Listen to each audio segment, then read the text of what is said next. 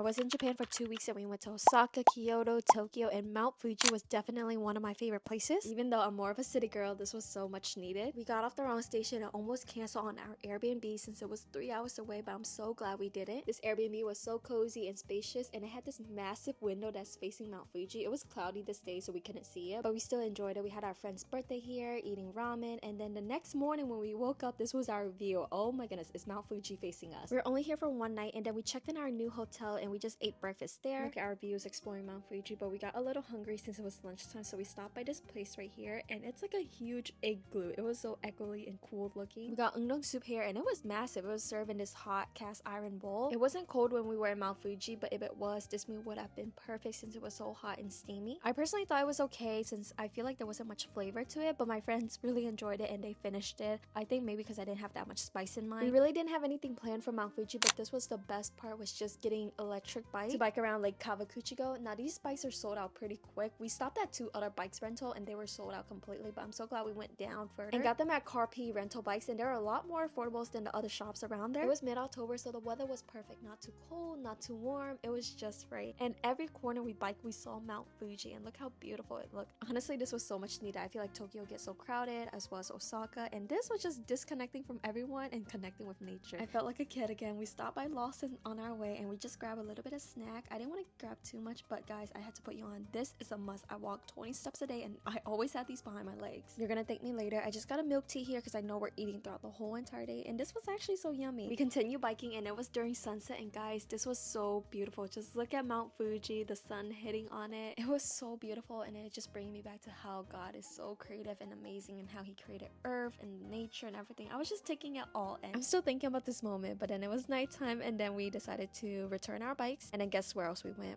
7-Eleven. I feel like this whole entire trip we went to Lawson and 7-Eleven every single day. I got these grape ice cream and they were so yummy. It was so yummy. It was so fun too. Like my friend and I were eating it all up, and then I also got this fruit sandwich. It was also really yummy. I just didn't want to eat too much since we're going to a restaurant nearby after this. It's called Zoo. It was like literally around the corner. It was like a bean sprout dish. This was my first time having something like this, but the dessert was very yummy. After one long day, now we're just eating dinner, catching up, talking about our next plan, and then we head back to Tokyo where our adventure continues.